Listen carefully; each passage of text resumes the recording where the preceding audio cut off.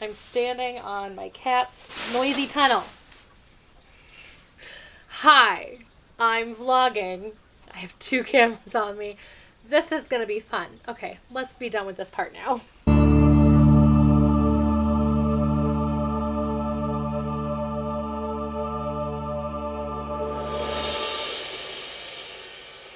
Hey guys, and welcome back to my channel. I am Britt, and if you haven't subscribed yet, you probably should, because I talk about geeky things, and today we are going to talk about Power Rangers Beast Morphers, because it is Monday, and that's what we do on Mondays on this channel, so let's just jump right into it. If you guys want to skip the full episode recap, you guys don't want to hear my way of telling the story of the episode, you can go ahead and hit this timestamp right here. It'll take you to just my thoughts on the episode, without any kind of spoilers about the specific episode. This episode was called Artist Anonymous, and I'll be honest, I'll be right up front with you guys, I wasn't the biggest fan of it. This episode opens up with a graffitied wall, and Ravi there with some paint. He paints over the graffiti with some blue paint, and then proceeds to paint a mural. He is then caught by his mother, not necessarily painting the mural, but kind of cleaning up afterwards, and she comes and asks him about it, and he said, oh, the artist went and ran off. And she believes that and goes about her business. Later, he is at the base and he's cleaning his hands. He's cleaning the paint off of himself. And Nate and Steele catch him and they ask about it. He just continues to lie. He says that he and his family are renovating the house and he just got some paint on him. And so he just continues to lie about himself as an artist, which, you know, I don't know. Like I said, this episode, I don't. We'll get into it. It turns out that the building that he decided to create the mural for was up to be destroyed. But because of how beautiful this mural was, they decided not to tear down the building because that's how these things work. Anyway, they decided not to tear down the building. And Devin and Zoe clearly know that it was Ravi who did it. Ravi admits to them that he did it, which then, of course, Nate and Steele find out that he's been lying. And Nate gets kind of, you know, upset that he happened to lie to, that Ravi lied to Nate. You know, I get it. You'd never want to be lied to by your friends, especially when you put your lives on the line for each other. So Nate kind of gives Ravi this speech about, hey, you shouldn't lie. And Ravi apologizes and and Ravi goes to leave to go and admire his art. At the same time, our robo friends, you know, Blaze and Roxy, are right outside of the base and they create a key monster to break into the base because that's a thing they haven't thought of before. Convenience writing. Oh boy. Hasbro, don't do this to me. I mean, I get that it's probably Judd Lynn, but, like, please don't do this to me. The monster gets into the parking ramp where Ravi is, and Ravi morphs to fight the monster. And then Nate and Steele join him, and they get them out. They get the monster out of the, like that, parking ramp. And that is when Devin and Zoe decide to join, and then the monster just kind of ups and leaves. All the meanwhile, Scrozzle is creating this explosive paint and decides that they need to trick the Rangers and kind of put Ravi into this position where he has to tell his mom the truth because obviously he thinks his mother is going to not be okay with it. And so, of course, they're trying to play on that anxiety. And they disguise the monster, the Keytron, into a very stereotypical French painter, and it's named him Pierre and everything. I don't know. And of course, Evox decides to disguise himself as the mayor for this plan. Rangers are returning to the base when they see the mayor with Ravi's mom, and they're asking what's going on.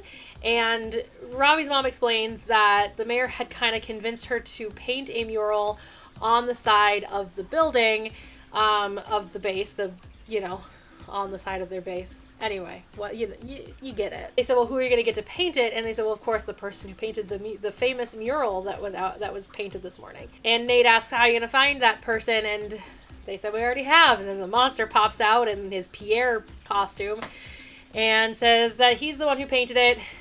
Ravi's mom asks, is this true? You said you saw him run off. And Ravi decides to lie and say, Yes. This then pisses Ravi off because now this guy is taking credit for something that Ravi did. Well, you know, Ravi gave him the credit. Anyway, the Rangers convince Ravi that it's important for him to tell his mother the truth. So he agrees and he goes off to tell his mother the truth. That, you know, he's the one who painted the mural.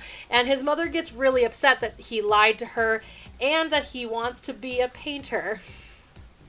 We're going to talk about it. While this mother-son thing is happening, behind them comes the monster with their lackeys. I actually remembered the name at one point and I forgot it again as I'm filming, but you know, whatever, it's fine.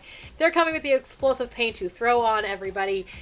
And at some point, Devin finally sees it and goes, "Look out!" And they all get kind of, you know, out of the way of the paint. This is when the monster reveals himself as Pierre and the Rangers morph. And then the key monster decides to lock their weapons because, you know, he couldn't have done that when all of the Rangers were together. Instead, he ran away. Convenience writing. This season was going way too well. At one point, the commander brings some blasters and actually blasts the monster, which I thought was pretty cool. Hands Devin the blasters. The small monster is destroyed. The Giga drone is on the way. And they get into their Megazord and they go off to fight. And of course, it creates the dome thing again. They break into it. And then their weapons are also locked. But there is one weapon that isn't, so they use that weapon to break the key, which ends up breaking everything else, and so they are able to use their weapons again and destroy the monster. And this episode ends with Ravi and his mom having heart-to-heart about his desire to paint, and Ravi's mother kind of realizing that she's been pushing things on him and that she never realized that pushing kind of her ideals on him has made him feel like he can't tell her things. And so she has promised to always be there for him. And all the while, Ben and Betty were at the mural, and Betty ends up stuck onto a pole, and, you know, because they're funny. And so these firemen are trying to rescue her by having one of those, like, catcher, like, mat things down below her. She falls on it and she climbs and she flies back up and grabs back on. She realizes this is a lot of fun and she continues to do it because, you know, they're funny. There you go. That is the full episode today. I feel like it was a quick episode. I felt like it was kind of one of those episodes where I just wasn't really enjoying it. Honestly, I just wasn't a fan of this episode. I just wasn't. I wrote down nothing but bad things because there was nothing outstandingly good, but there were a lot of things I just didn't like about it. Obviously, I like the overall kind of message, though it was pretty in your face, and as you guys know, I'm not a big in your face message kind of person. I don't like in your face messages. I like more subtext messages, but the whole episode was, why are you lying? Don't be such a liar. There are so many more creative ways that they could have told this story and had Ravi be caught in a lie. I mean, even Turbo did it better when it was a spell in which Justin always lied. Even that was better. But this, for some reason, to me, just wasn't well executed. But why should that surprise me? It is Judd Lynn running this dang show still at this point. And I cannot wait for him to be done. He's been doing really well this season for the first 3 episodes. And now this one just not my favorite. So let's talk about it. Let's dive deep into what I don't like. So Ravi's mother's disgust at, "You're a painter?" I don't know if that was just the delivery by the actress or if that was simply just the way that she was told to deliver it. I feel like that was such a weird moment because it's not that she was upset that he was a painter. It was that she was upset that he lied to her. So I don't know why they emphasize that "you're a painter." Like, she's really upset. And maybe they're trying to emulate Ravi's fear, but they didn't do that very well either. So if that was kind of the intention, they didn't portray that well. I don't know. They just didn't portray anything well. I felt like that, if I had seen that in the script and I was the director, I would have been like, why are we emphasizing this? And I would have cut that. I would have told the actress, you know what, go ahead and cut that. Why don't you change it with, "You lied to me," and just really have that kind of drive home. Because even if they're trying to portray Ravi's biggest fear, which was his mother not accepting him wanting to be a painter, I feel like your mother being disappointed in you for lying to her, I think would have pushed that a little bit further. I didn't like the delivery at all. And as a director, I would have been like, no, not the right way to deliver that, not the right way to write that. And I would have had a rewrite on the spot. And yeah, I don't know how well they do rewrites on the spot, or if they do rewrites on the spot, because I don't know if their writers are at the shoots. Generally speaking, television shows, the writers are there, so they can make changes on the spot if they have to. But I don't know how Power Rangers runs, so that's what I would do. I would have the writers there so we could make changes on the spot, because you know what? Sometimes things just don't work, and this was one of those things that just didn't work. The scene in which the lackeys and the monster are sneaking up behind Ravi's mother, essentially, to attack them with paint, with the explosive paint. Everybody was so fixated on what was happening between Ravi and his mother that nobody noticed coming at them. Like, they tried to fix it after the commercial break with Devin noticing it a lot faster. You have to understand sight lines when you are running a show, Judlin. You have to understand sight lines. Like, you've been doing this for a while. You made half of RPM. How are you this bad? Sight lines are so important, and with most of the characters facing where these monsters were sneaking up behind them, they should have been spotted long before they were at the point of throwing. Like, if you're seeing somebody going behind you, I'm sorry. You're gonna be like, dude, what the heck are you doing? Like, back off. But they didn't. It wasn't until they were about ready to throw the paint, and I get why, because it was supposed to be like a surprise, but sightlines are key to how to not make me want to throw things at the TV. I've talked about this before. There was another episode review where it was very focused on Ravi, and I had the same complaint that I just feel like Ravi's actor, he's just so green. Out of everybody, he's probably the weakest link in the show, aside from a couple of the side characters, but probably the weakest link in the show, if I'm honest. And I hope if he ever comes across this video, I hope you understand. I actually do not think you're a bad actor. I think you're just very, very green.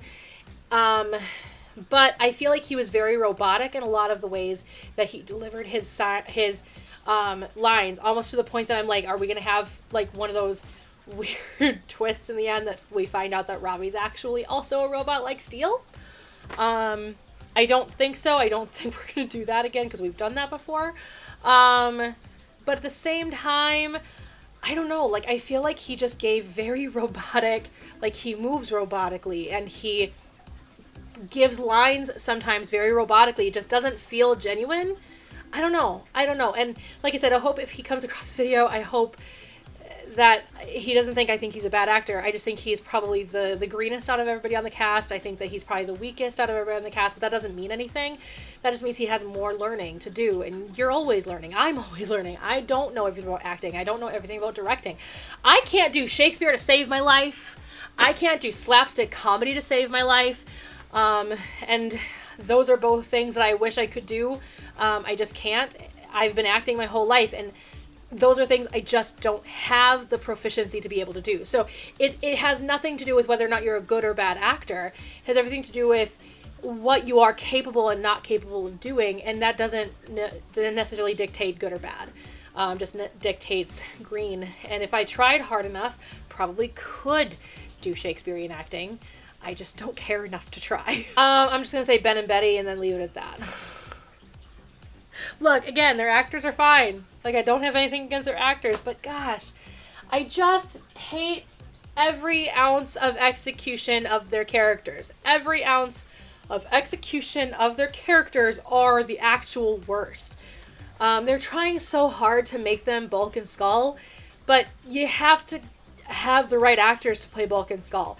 They don't have the same chemistry. They do not have the same stamina. They do not have the same, like, timing. They do not have the same talent. Like, you can't just be like, we're going to write a Bulk and Skull, and then we're going to hire actors who can do a little bit of comedy. Like, you can't do that and expect it to go well. So that's my feelings on Ben and Betty, but that shouldn't surprise anybody.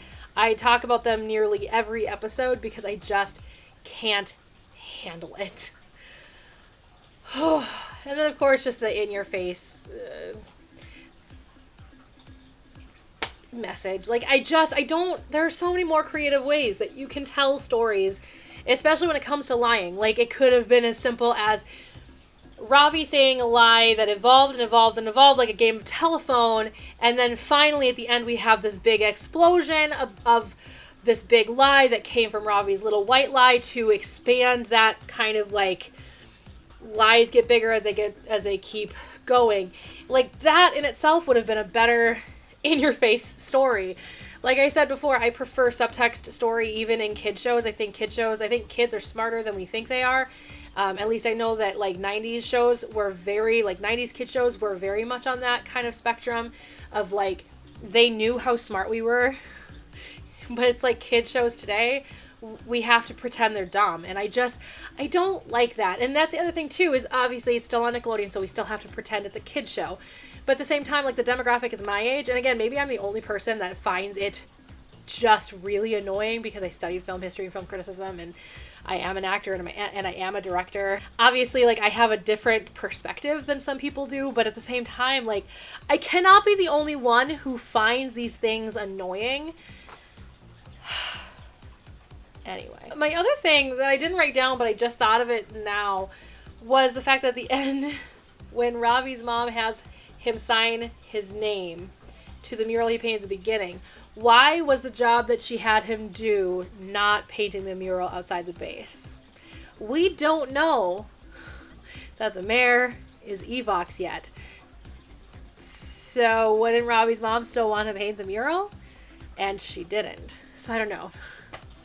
Convenience writing. And if you guys don't know what convenience writing is, it is just simply writing in such a way that is convenient for you or convenient for your story. So convenience writing would be like that. Well, we don't need that storyline anymore, so we're just going to forget it ever existed. Convenience writing is all over the place with dramas generally. Comedies, not so much. Some comedies do it, but a lot of times when comedies do it, it's meant to be convenient and it's meant to be annoying, like Red Dwarf, for example. But with Power Rangers, it's all over the place. Like, it was in Disney seasons, it was in original Saban, it was in Neo Saban. I'm sure Hasbro will do it too if they keep it a kid show, because kid shows tend to have a lot of it because they, again, don't anticipate kids figuring it out. But again, the demographic watching Power Rangers are 30-year-olds, so maybe lighten up on the convenience writing a little bit. Anyway, that's all I have for you guys this week. I will see you guys all on Thursday with my Disney haul. Finally, here we go. End of the Disney videos, and now we can go back to our regularly scheduled programming. Anyway, so yeah, that's about it, and I hope you all have a great day. I'm gonna go have some dinner with some friends, and I hope you have a fantastic life. I'll see y'all guys on Thursday, as if I'm never gonna see you again. Anyway, bye. Whew. I keep forgetting to pick up. Come here to extend. Nova knocked him over a long time ago.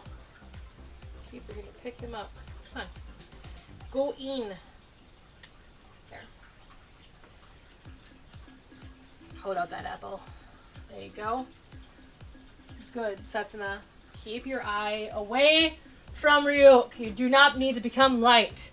It's funny because Lights and Setsuna's voice actors are the same both in Japanese and in English. They are both played by the same person.